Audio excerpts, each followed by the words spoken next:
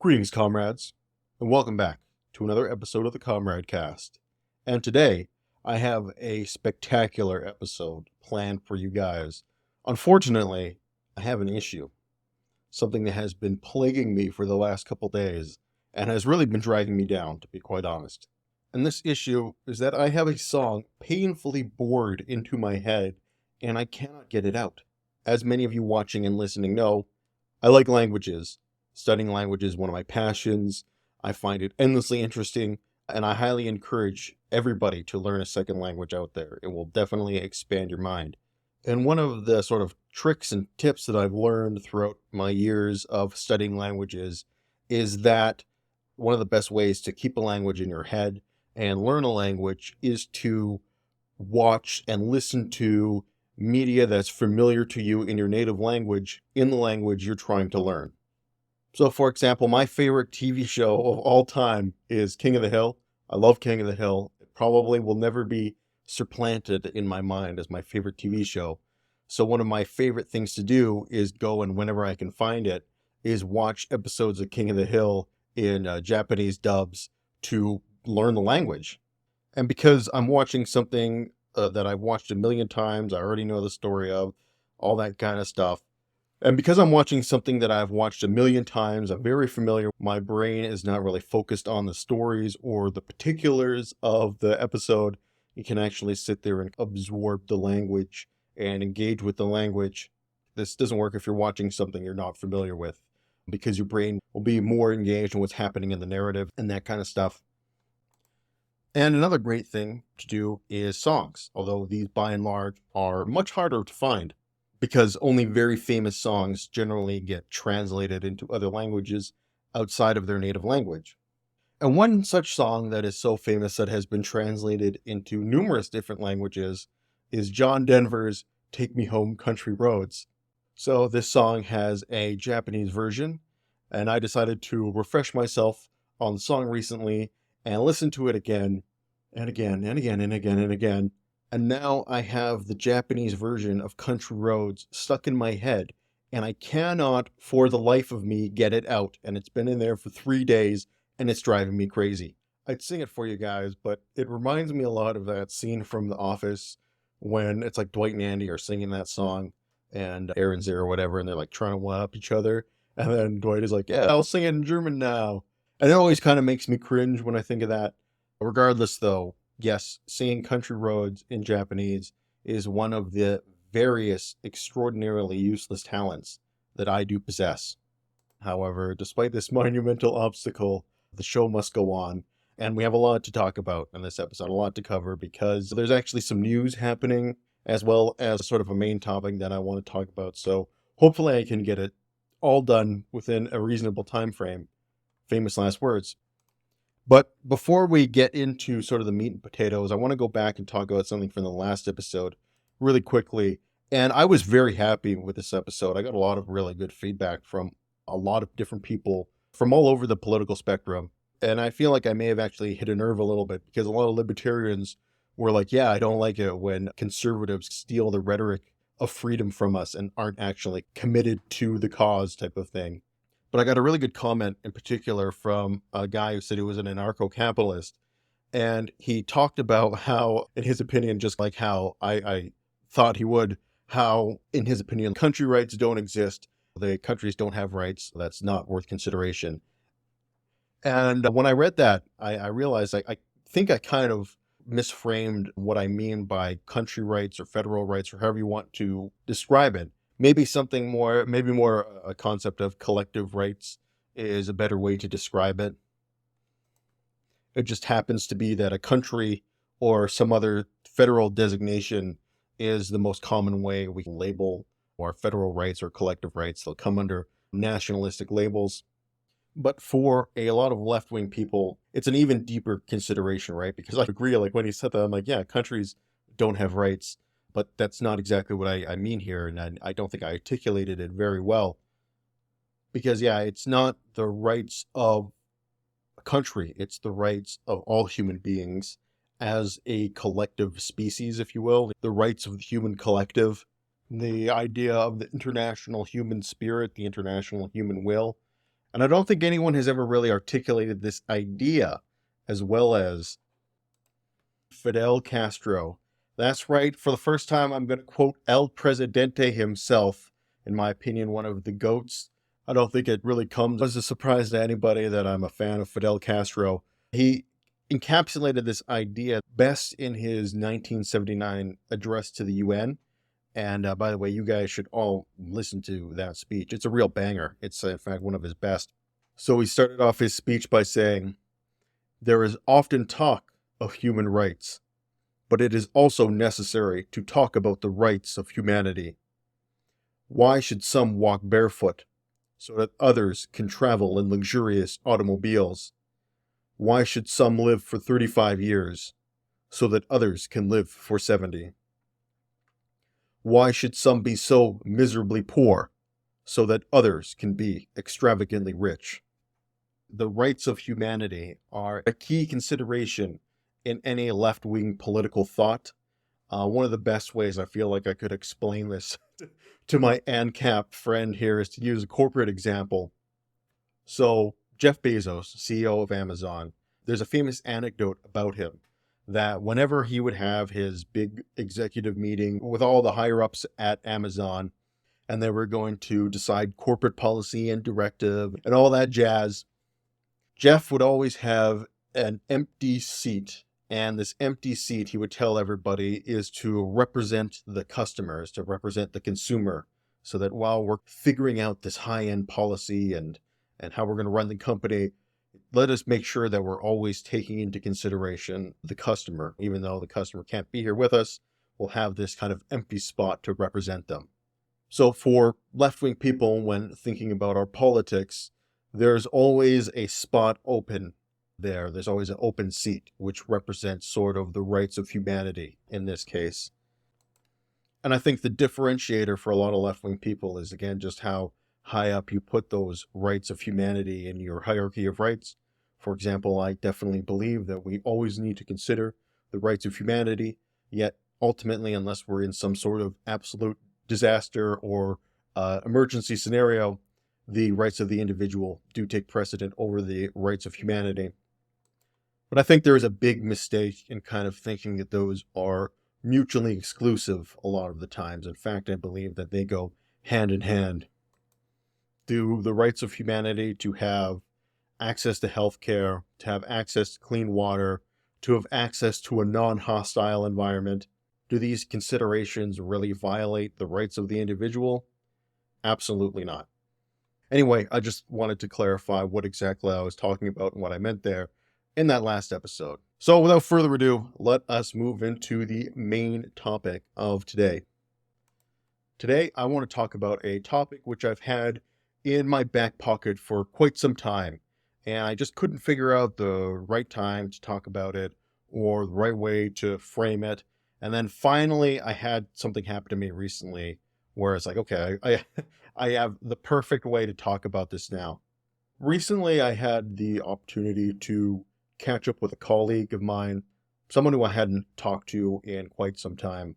But I always appreciated talking to this person because I got past the initial horrific small talk stage, which I am genuinely awful at. One of the nice things about this show is that I can create the illusion that I'm more sociable than I really am. And there are some people that just have the gift where they can go up to anybody and talk about anything. I am not one of those people. I can only have a good conversation about something if I give a shit about it, if I actually care about it. And let me tell you guys, I don't give a fuck about the local sports team. I don't give a fuck about the weather. I don't give a fuck about whatever celebrity bullshit is going on. None of that kind of stuff interests me. And a lot of people are much more interested in that stuff than I am. And talking about a lot of those kind of things is soul crushing to me. And I struggle with small talk as a result. And some of the things I can carry on basic conversations with, but it's just to more make the social experience not completely painful for everybody involved. I say that though, because I'm pretty sure this person has a similar attitude to me in that regard. though I don't necessarily want to put words in her mouth. But even though we have a similar attitude in that regard, we never actually had any kind of similar interest.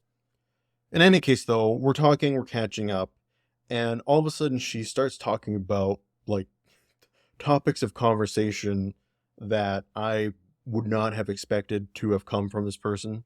She's talking about politics. She's talking about sort of strategic geopolitical concerns. She's talking about deglobalization. And the moment she starts talking about deglobalization, I'm like, that's very interesting. There's one person in particular who that phrase is very associated with. So anyway, we're continuing to talk, and all of a sudden she pulls out her e-reader and she's like, hey, I got this book recently. I want to know if you heard of it because it made me think of you. And people know who are around me. They know my interests. They know that I'm a politically active guy, that I am very conscious of what's going on in the world, very conscious about current events, all that jazz. So anyway, she pulls out her e-reader and shows me, and I'm like, yes, absolutely. I have heard of this book because you're talking about Peter Zion, aren't you? I can tell that you've definitely been getting into his materials and reading some of his books because no one has popularized the phrase deglobalization quite like he has. So of course, I said that not only am I familiar with Zion's work, I am a huge fan of his work. I think he does a great job in distilling a lot of these complicated concepts into a very easily digestible communication style for pretty much anybody to enjoy, in my opinion. And then this, of course, led into a broader conversation about a lot of these kind of concepts around politics and what's happening in the world. And it led into a deeper conversation about that not only do I appreciate Zion's work, but I source it for podcasts that I do. So long story short, I ended up, against my better judgment, sharing this podcast with someone that I work with. And of course, that can only end in absolutely good results.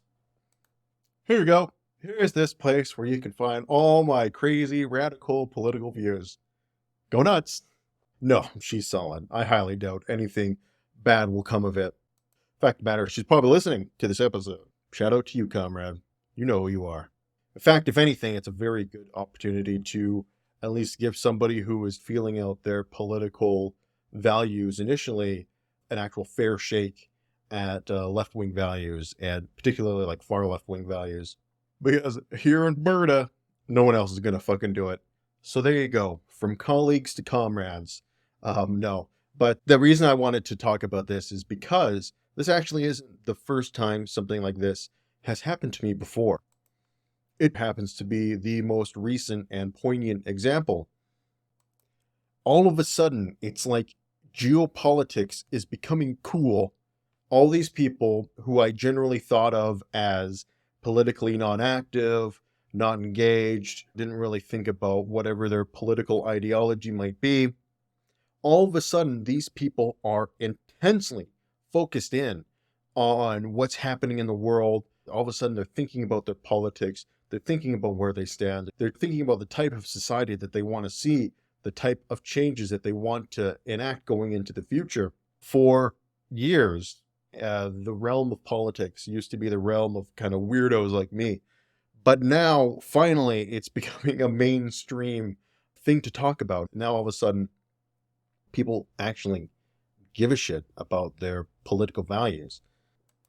And one thing I would be really interested to hear from people listening and watching is if you've felt a similar experience in your own personal lives, or maybe I'm just in my own bubble or what have you.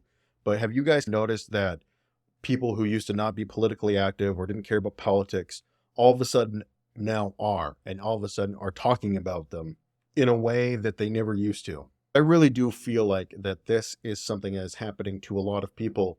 And if I'm off base here, please let me know. But like I said, I do think that this is something that is somewhat universal. And I'd love to hear from broader perspectives. But the purpose of this episode isn't so much is to debate whether or not it's happening. My hypothesis is that it is. It's more to ask questions why this is happening. Why now? Why are people becoming politically active? Why are people thinking about geopolitics when a decade ago, these kind of considerations probably rarely, if ever, crossed their mind? And I think we got a decent explanation as to why. And the core of why, I think, goes to one of the reasons why people get involved in politics in the first place. And to make this point, I'm going to quote somebody who you probably never expected me to quote. I am going to quote right-wing commentator and content creator Lauren Southern. In fact, I believe this has to be a record that this is the first podcast ever where both Fidel Castro and Lauren Southern are quoted in the same episode. Anyway, this quote actually comes from, she disappeared for years or whatever, and I think I haven't really been following her if she's still active, but she did this kind of comeback video where she talked about why she kind of disappeared and what had happened. And it was actually a really fascinating video. And I especially kind of liked it as someone on the left because she spends a considerable amount of time calling out people on the right for their bad action. It's good to watch it from that perspective. But anyway, in this video, she talked about what draws people to politics in the first place. And one of the things she talked about is that in her time in political activism, and this is something that I can talk about as well for my own time in political activism, is that politics draws in broken people. And she talked about in that video how she saw a lot of these broken people in her time being really engaged in political activism. And I've seen those broken people too in my time in politics. Fuck, I'm a broken person myself. And that's a very real possibility for why I've been drawn to politics so obsessively my entire adult life. And the reason why politics draws in these broken people is because they're looking for answers. They want to figure out why they're broken, why society's broken, what's going on. And politics offers those answers, at least some semblance of those answers in many cases. The only issue is that a lot of the answers that are offered aren't exactly healthy a lot of the times, but that is a discussion for another time. Here's the moment that we're living in right now, is that I think that finally politics is now leaving the realm of the broken, because we are reaching a time when everybody is starting to realize, or maybe not everybody, but a lot more people are starting to realize that society is broken, that the status quo is broken. And while I personally believe it cannot endure, there are some people who do believe that the status quo can still endure, but society must make substantial changes in order to preserve it. So now people who aren't broken are seeing that things in society aren't going so well anymore. And now they are looking for answers and they are looking for solutions. And this is something that politics offers. This is something that politics, and in a larger perspective, geopolitics, offers us, is solutions and answers to why things are broken in society or why things are breaking. And hopefully maybe some ways that we can fix them. And I think on top of that, there is almost another aspect here, which is that while people, even if they thought things were broken, back in the day, they used to entrust our politicians to fix them. And they used to have a certain amount of trust and faith that our leaders could manage the task at hand, could actually deal with whatever troubles and tribulations that might face us as society moves forward. And I have here in front of us a picture of America's most recognizable politician, that is Senator Stephen Armstrong. And he puts the issue that we're facing, I think, best for us here in a little clip that I'm going to play. And I should say this isn't from the actual game. This is from Maxor's summation of the game, whose dialogue, in my opinion, should be considered every bit as canon as the game itself. The truth, then. Us politicians aren't so trustworthy. We'll steal, make shit up, even lie to our voters. That's crazy. I know it's very hard to believe. The point here is that people know our politicians aren't up to the task. They lie, they steal, they make shit up. The thing is, even in the best cases, the politicians we have are horribly incompetent. It doesn't even matter if they're corrupt or not. They're just so incompetent that they can't get what we need to get done. And 30 years ago, it was okay if we didn't have exactly the best stock of leadership and the best stock of politicians running the show, because things could pretty much just run on autopilot. And things were going pretty good, and the status quo was humming along, that you didn't really need to change anything or even do anything, and things by and large turned out okay. This is not the case anymore, as we've talked about several times on the show. We have a very serious set of dangerous factors coming toward us. We have declining demographics, which is going to lead to declining economic problems. We have deteriorating environments, which are going to lead to a host of not just economic problems, but of course, humanitarian problems. And there's a real feeling that the people in charge are in no way, shape, or form up to that task. And because of that, I think a lot more people on an individual level are now searching for answers, and they're searching for solutions outside of the political structure. Because whatever the political structure is telling us the answers are, most people aren't going to believe that that's what it actually is. So people are no longer looking to politicians for answers. They are looking to writers and intellectuals in some cases, like Peter Zion. They're looking for people maybe in an alternate media for solutions. Maybe a guy like Joe Rogan can try and fill that gap. In some cases, they might look to more academic people. They might look to more philosophical figures like a Slavoj Žižek. The point here is that people are no longer looking to the political system for answers to their political problems and for analysis of what exactly is going on in the world. And this is a huge indicator of a massive amount of distrust in the system. Even for political consideration, people aren't looking to the politicians to solve them. They're looking for people outside that area and people outside that arena for guidance, for support, for an explanation of why the fuck the world is acting so crazy.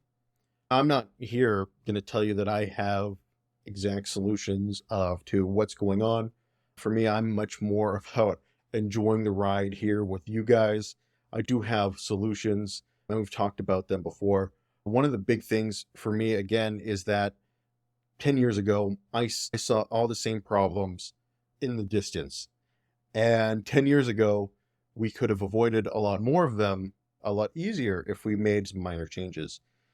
Now, however, 10 years in the future, we have done pretty much nothing to alleviate these oncoming icebergs, as I like to call them. And the amount we're going to need to change the course of the proverbial ship of state to avoid these icebergs is just getting bigger and bigger and bigger. One of the things I say is that unlike most people whose politics have gotten less radical as they've aged, for whatever reason, I've gone almost more in the opposite direction, where my politics have gotten more radical because I see more radical solutions as necessary to avoid the oncoming issues. And speaking of the world breaking, I do want to talk about some current events, and hopefully we can tie it into our main point here.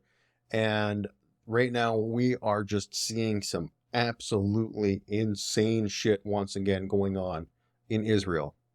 A very quick recap on what's been going on. This has been an ongoing saga since, I believe it's January of this year, either very early this year or very late last year type of thing, was when the Israeli Knesset was trying to push in a series of judicial reforms.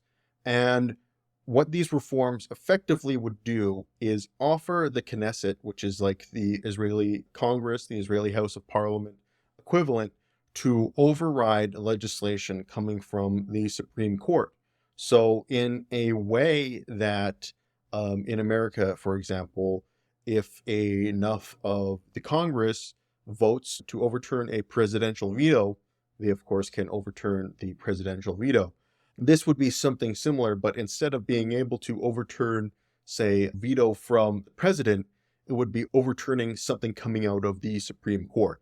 Something like this does not exist in American politics. I've seen people trying to say that this kind of legislation that Israel is trying to do is similar to how it is in the United States. It is not. Effectively, the legislative body can overturn the judiciary if they have enough votes. Something like this, again, doesn't exist in America, doesn't exist in Canada, doesn't really exist in any system I know of.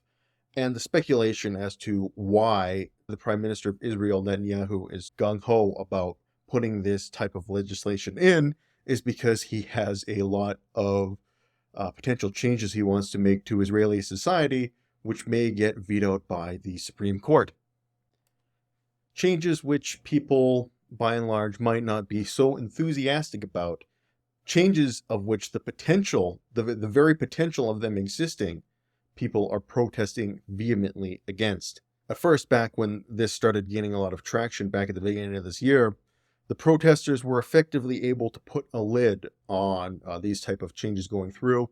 Just in the last couple days, the Knesset voted to put these legislative changes through, and as a result, absolutely massive protests have erupted in Israel. We're going to go through some of the picture and video that I have for you here. This one actually, I'm not a guy to usually do trigger warnings and that kind of stuff, but this one is a little bit disturbing here. This is a car ramming through a large group of protesters here on a highway in Israel.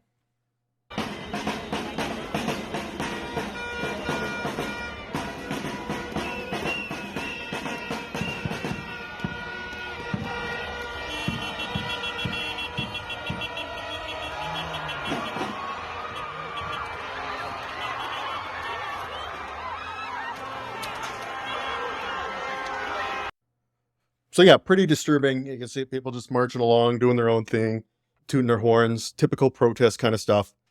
And Buddy just comes running through. And of course, you can hear people screaming in the background for a considerable amount of time before he actually gets there.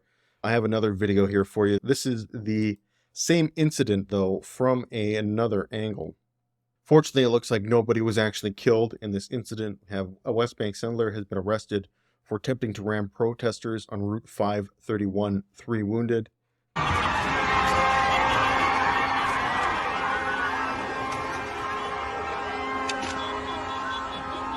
But yeah, very disturbing.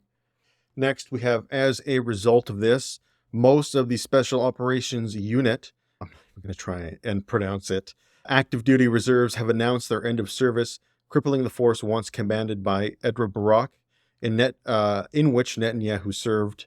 Half an hour after the law was passed, 100 active reserve fighters joined 272 signatories. So even people right in the military, people who are not just in the military, people who are special forces in the military, not even a special forces unit in which many of Israel's political elite have served in, have said that as a result of this law being passed, effectively, we are resigning our membership and are resigning our services in the special forces. It's a pretty big indication, at least for me, that this isn't just like hippy dippy people that are upset with this kind of law. These are people who you would typically associate with being fairly right wing, are not happy with what is happening. We have another report coming out that Israel's Association of Public Health Physicians have received numerous reports that police are denying medical teams access to treat wounded protesters. In addition, well-marked medical treatment stations on the side of the road were attacked with water cannons. We got some pretty serious instances of potential police brutality happening here. We have Iran-backed Lebanese group Hezbollah on Monday saying its arch-foe Israel was on the path of collapse and fragmentation, referring to divisions in Israeli society over the contested overhaul over its judiciary. So even Hezbollah is like chirping Israel over what's happening right now, saying that you guys are falling apart over this.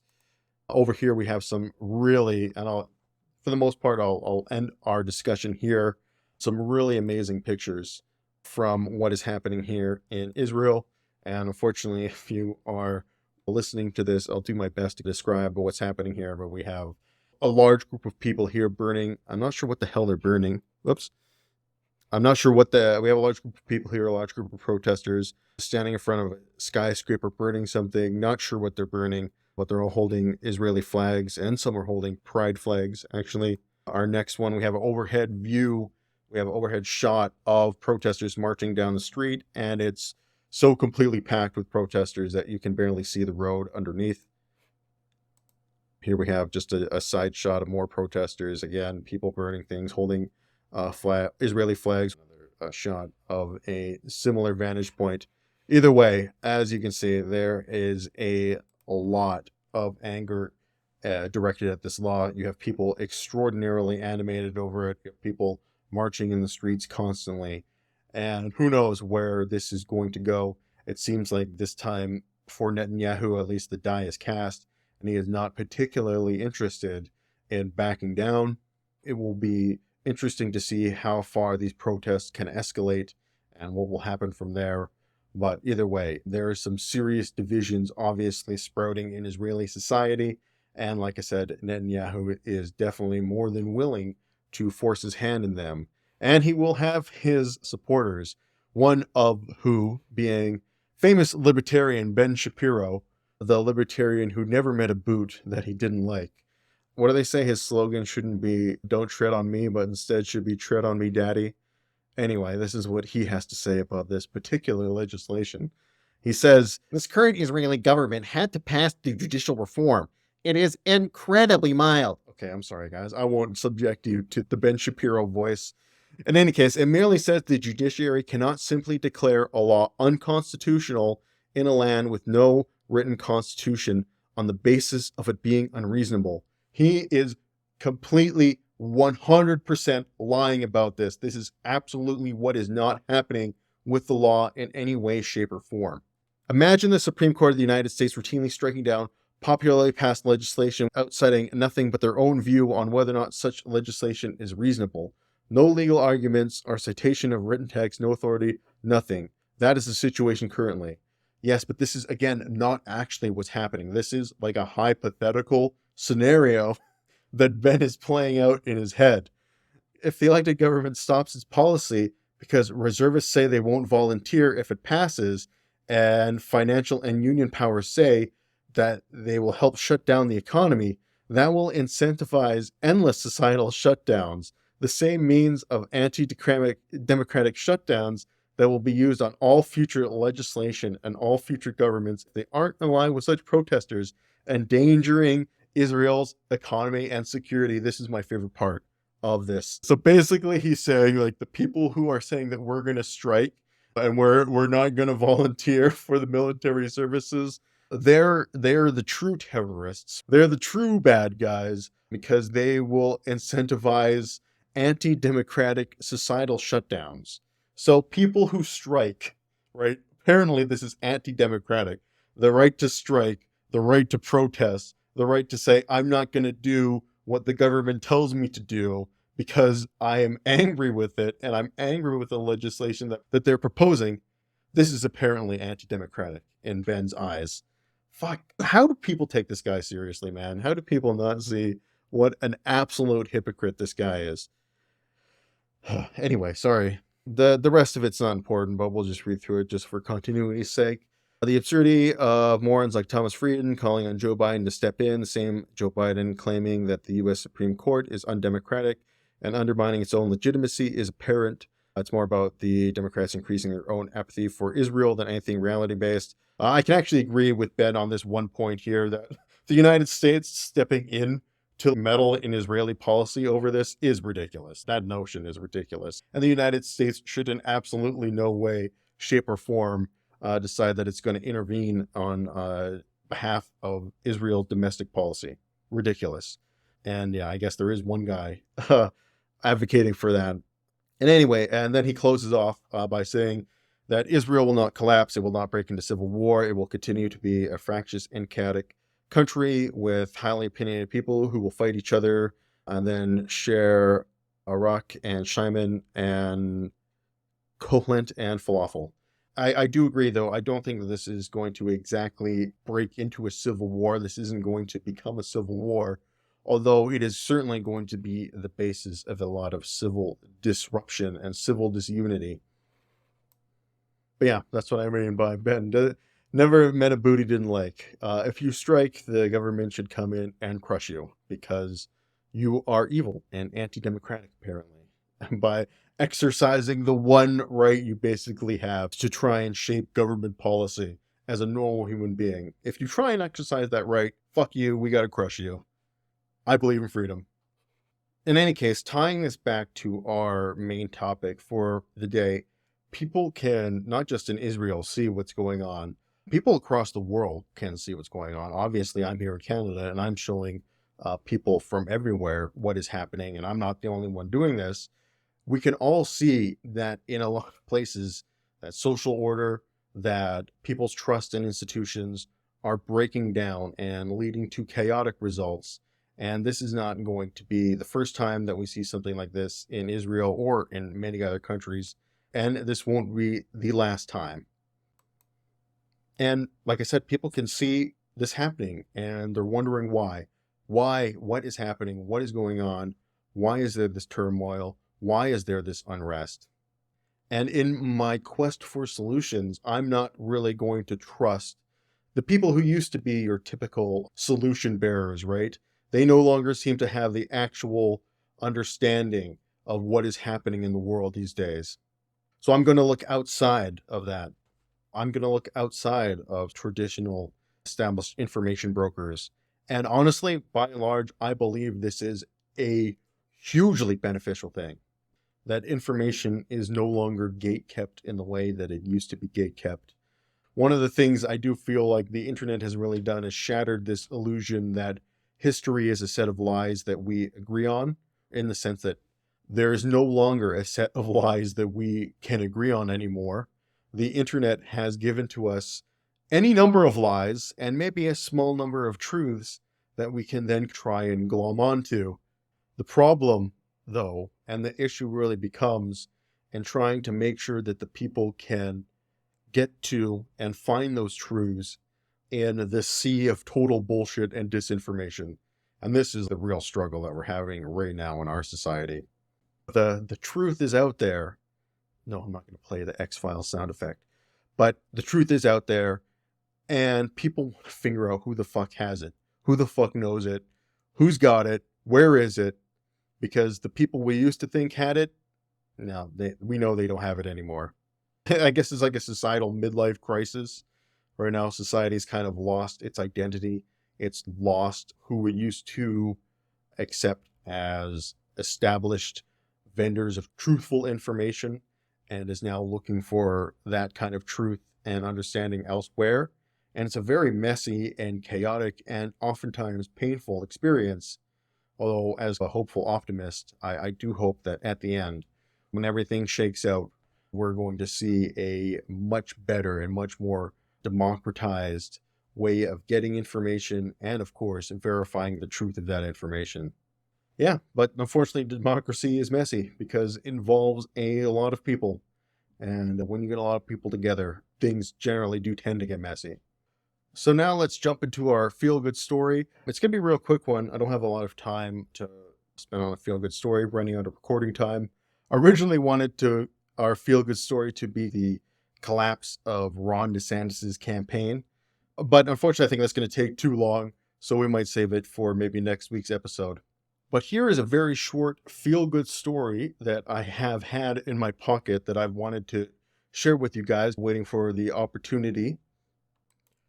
So it turns out that all along that Dr. Octopus was actually hiding out in Tokyo, and he has finally invented his glorious machine.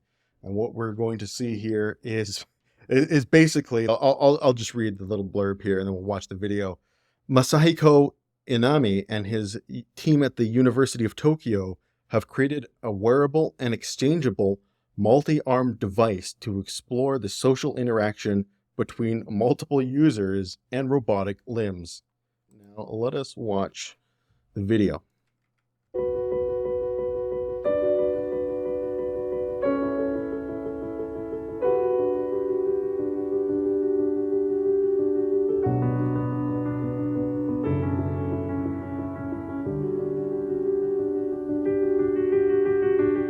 この腕の特徴はですね、こうやって人の2本の腕以上にたくさん腕を増やせるってことだけではなくて、実はこれ背中のソケットでですね、外したりつけたりで、さらに別の人に貸したりということもできるようになるんですよ。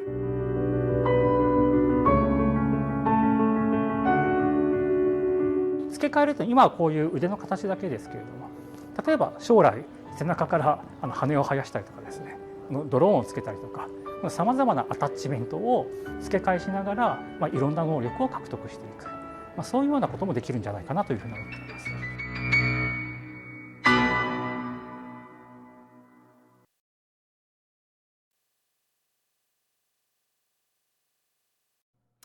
Okay, I don't know what the hell that was about. At least these guys and their fiddles. Not really sure what that has anything to do with anything. That being said, though, if we start to hear stories of some sort of octo-limbed maniac running through the streets of Tokyo and causing mayhem, we will know who it is. But for me, the most interesting thing about what he talked about there, and if you're listening to the show, one of the things he said is that in the future, what he hopes to have with his little kind of backpack is that not only will you have arms and whatever that you can attach to the back, but he says maybe we could have wings or drones or other sorts of attachments. So it wouldn't just be arms, right? He's really thinking ahead, this guy. He's really, really thinking into the future that you can put whatever attachments you want onto this crazy backpack. And away you go. Fuck, I don't know how far away something like that is, but goddamn, it makes me feel like every day that kind of like the future is now, comrades. And with that, that brings us to the end of our show. This has been the Comrade signing off for now. And until next time, you guys take care.